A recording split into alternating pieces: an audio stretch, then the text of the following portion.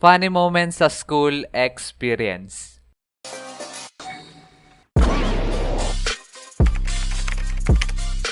Dahil sa nagpesto-pes na, naisipan ko na magkwento sa inyo ng mga nakakatawang experience ko sa school. Pero bago ko to simulan, para sa ating mga batang manonood, wag na wag niyong gagayahin na may kikwento ko dito, okay? Kasi pawang mga eksperto lang ang mga nakakagawa neto. Naranasan nyo na bang mag-guidance? Sure ako yung iba dyan ay hindi pa nag-guidance sa buong buhay nila. Pero pagkasama kayo sa mga katulad ko na mangilang-ilang beses na nag-guidance dahil sa mga di ka nais-nais na dahilan. Pero halos lahat ang dahilan ay nakasira ako ng isang bagay. Katulad ng paso, basurahan, at marami pang iba. Pero meron akong guidance experience na hindi ko talaga malilimutan. Kami kasi ng mga klase ko nung high school ay sobrang hilig namin maglaro ng sipa. As in sobra talaga. Tapos halos lahat nga din ng lalaki sa school namin ay puro sipa din nilalaro. Sa sobrang dami ay dumating na sa point na pinagbabawalan na kami ng principal maglaro ng sipa sa school. Ganon kasikat yung laro na yon sa school namin dati. Kaya ang ginawa ay pinagbawalan kami maglaro tuwing umaga at tanghali at sa uwian na lang daw kami maglaro. Kasi nakakasagabal daw sa pag-aaral ang kakalaro namin ng sipa kasi puro yun na lang daw nasa isip namin. Okay.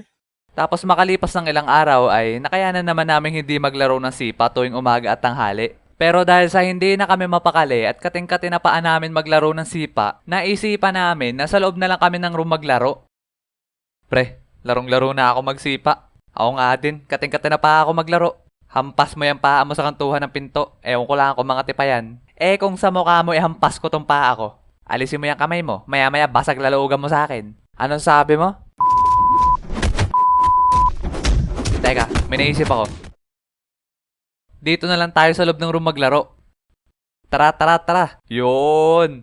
Kaming apat lang nasa room noon kasi lunch break. Kaya perfect timing sa amin magsipa noon sa loob ng room. Hanggang sa naging araw-araw na namin ginagawa yon, ang magsipa sa room sa tuwing tanghali. At buti sana kung matinong sipa ang laro namin ginagawa. Kaso hindi. Ang ginagawa kasi namin, nilalakasan namin yung huling sipa para bumording ng mabilis sa kisame. Nang sa ganun, hindi basta-basta mapipick up nun taya.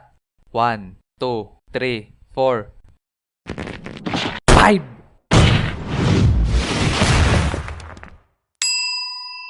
Hehehe.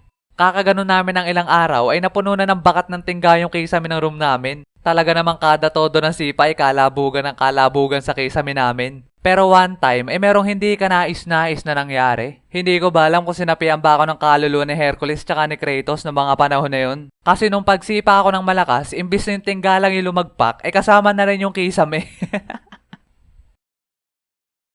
Okay boys, oras na para umuwi tayo. Oy!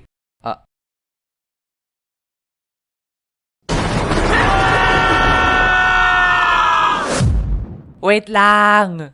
At boom! Lagpak kami sa guidance office. Talaga namang nasermonan kami ng malala doon. Tapos ang masama pa dito ay pinapatawag ang magulang namin. At masususpensya daw kung sino man di makakapagdala sa school kinabukasan. Noong mga panahon pa naman na yun, nakikitira lang ako sa tita ko. At ayaw ko naman siyang abalahin kasi busy siya sa trabaho. Nakakahiya din naman papuntahin siya sa school tapos ang maririnig lang niya doon ay puro kalokohan ko pinagagagawa. Talagang no, maparend. Kaya kunento ko yun sa mga tropa ko na di ko kaya magdala ng parents o kaya guardian kinabukasan. Sila naman ay all goods kasi mapunta ang parents nila pero di ko alam kung all goods sila pag uwi. At dahil sa ayaw nila ako masuspensya ay tinulungan ako ng mga tropa ko mag-isip ng paraan. At sa kalagitnaan ng aming pag-iisip ay may pumasok sa utak ko na malupit ang idea.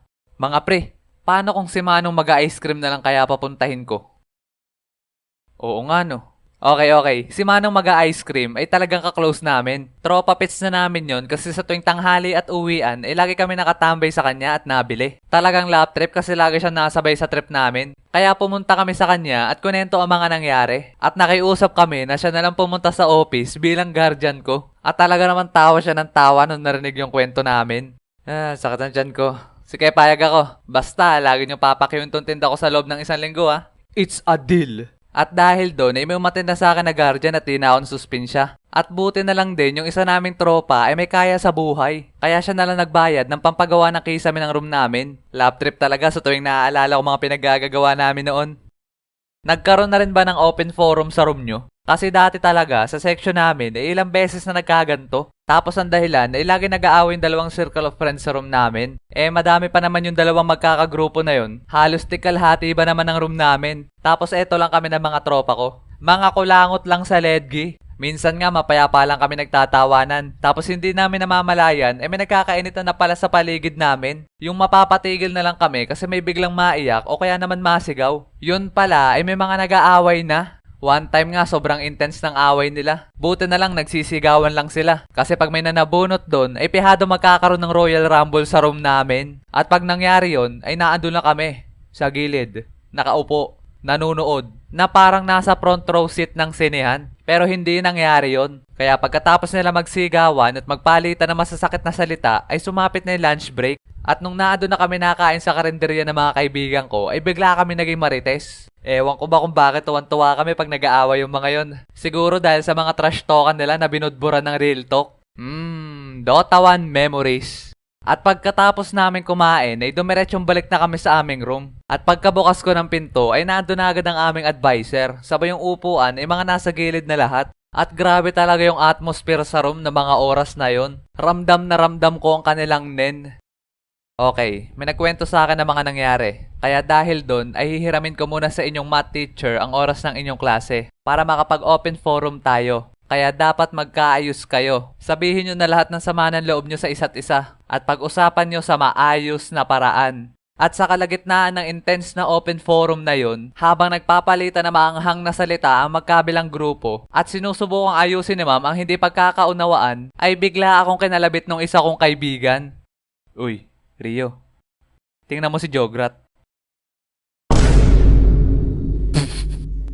Loko tong mga to. Uy, tingnan nyo din si Tomas. Seryoso ako, Ika.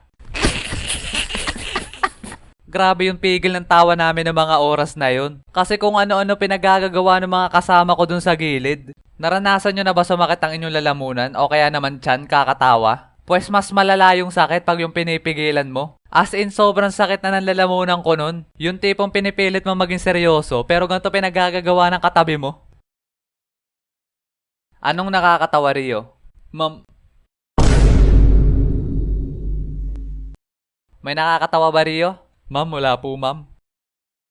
So, yun lang mga erp. Kayo, meron din ba kayo mga nakakatawang experience sa school? Share nyo naman yan dyan sa baba. At maraming salamat din pala sa mga bumati sa akin ng happy birthday ng 15.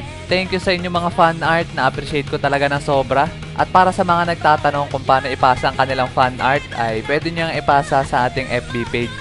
So yon, sana nagustuhan yung ating video. At syempre, wag nyo kakalimutan na mag-like and subscribe at pindutin nyo na rin yung bell notification na yan para updated kayo sa ating mga padating pang animation. Yun lang, at kita-kits sa ating next video. Peace!